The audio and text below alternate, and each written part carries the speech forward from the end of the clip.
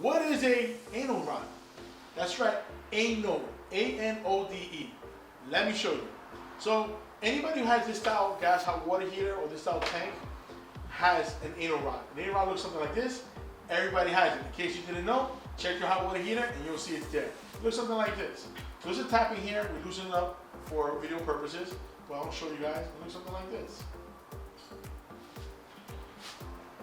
So it goes on top just like this. So what's the purpose of this? Basically what an anode rod is, first what it's made out of, it's made out of aluminum and magnesium.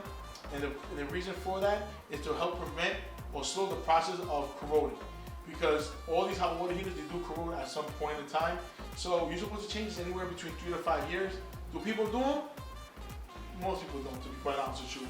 But this is a big part of your annual maintenance, meaning if you do your maintenance on your hot water heater, you want to change this at least once, 3 to 5 years. Sometimes you may have to change it even earlier than that. But you want to change it because this prevents, or helps prevent, I should say, the corrosion or slows down the process, slow down the process of corrosion.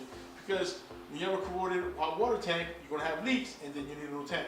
Nobody wants to do that expense, so change your anode rod.